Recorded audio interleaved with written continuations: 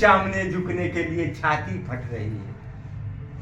यही ना, यही सत्य है। इसलिए जग जाओ, इन सब में प्रभु को पहचानो, देखो, जानो तो बढ़िया बन जाए। कृष्ण भगवान कहते हैं भाई अगर ऐसा जो कर लिया तो उसका कोई संसार में कर्तव्य ही नहीं रह जाता करने के लिए।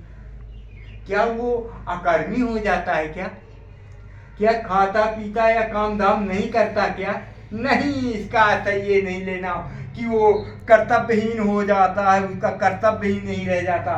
कृष्ण भगवान ये नहीं कह रहे, अरे कहते हैं कि जो ऊट पटांग का फंसाना वाला काम बाहर का था, जिसमें रात दिन फुर्सत नहीं पाता था, अब ये काम इसके द्वारा नहीं किए जाते।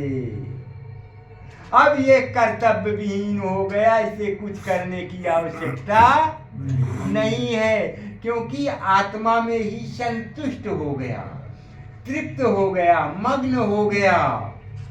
तो अब इसकी चाह नहीं रह गई। अगर चाह है तो ही कोई कर्म होगा। जब कामना है, कारण बना है कि शादी सामने है, तो उसके लिए सामान जुहाना पड़ेगा। और जब अपना निश्चय कर लिया मेरी शादी होना ही नहीं, मेरी शादी यही है, भगवान से मैं शादी कर लिया, आत्मरति मेरी शादी हो गई, इसी से गठबंधन कर लिया, तो अब जब शादी नहीं करना तो सामान कहाँ से जुहाना है? यही ना। तो चाह गई, चिंता मिटी, और मनवा बेपरवाह, और जिनको कछु नहीं चाहिए सोई शहंशाह। मन है वही शहंशाह है। कृष्ण भगवान कहते हैं जिनकी आत्मा में रति लग गई, अब उनको कुछ भी करने की आवश्यकता, अर्थात उनकी चाह जब ये प्रकृति में रही न गई, तो अब कबड्डी क्यों खेलेंगे? क्यों 99 का शौक पूरा करने के लिए व्यथित होंगे? अब तो जो सहज में मिल गया, शरण शुभाव न मन कुटिलाई, और जथा लाभ संतोष सदाई। अब जब ऐसे सहज हो गया तो अब उसे बहुत ज्यादा हाथ पैर मारने की आवश्यकता, वो ढुलमुल स्थिति में हो गया, लुढ़कता रह रहा है। जहां जो सहज में मिल गया उसी को झोझर में डाल दिया। अब अगले समय के लिए है और नहीं है करके कोई उसे सोचने की जरूरत ऐसे हो गया। यही तो लक्ष्य था हमारा, एम, लक्ष्य, टारगेट तो यही था। जिसमें रति लग गई, जिसमें स्थित हो गया, इसी के लिए तो हम व्यथित थे, तो बाहर बाहर ढूंढते थे ये प्रभु को, और जब जगे तो अंदर ही मिला।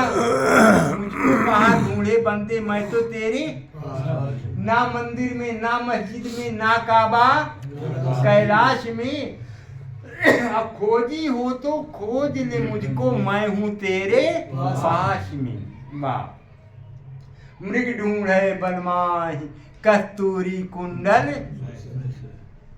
ऐसे वो घट घट राम हैं, और उनको हम आप जानने पहचानने के लिए ऐसे ऐसे कार्य करते हैं, और बाहर ही उनको मानते हैं, अंदर हृदय देश में मानने के लिए स्वीकृति नहीं कर पाते। पूरे शास्त्र चिल्ला चिल्ला के कह रहे हैं कि मैं हृदय देश में निवास करता हूँ।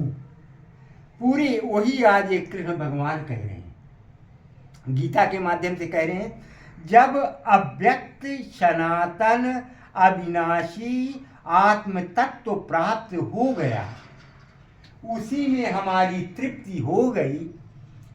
जिसके लिए हम व्यथित थे, बाहर ढूंढ रहे थे, तो है तो नेरी बिल्कुल, और जब वापस आए तो पा गए, तो अब कुछ बाकी ही नहीं रहा। तो कहते हैं वो अव्यक्त और सनातन जो था है रहेगा तीनों काल, वही सनातन है, और अविनाशी जिसका तीनों काल में नाश ही न हो। ये परिभाषा प्रभु की है, और आत्मा की घटा लो, यही परिभाषा आत्मा की है। तो प्रभु ही आत्मा है, आत्मा ही प्रभु है। जीव ब्रह्मयो न परहा, जीव ब्रह्म ही है, न कि कोई दूसरा नहीं, ये ब्रह्म ही है। ऐसा सब संत हमारे कह रहे हैं। कहते हैं आत्म तत्व प्राप्त हो गया तो आगे ढूंढे किसे, किसको ढूंढे। अब ढूंढने के लिए कुछ बचा ही नहीं, जिसको वो ढूंढे, यही ना।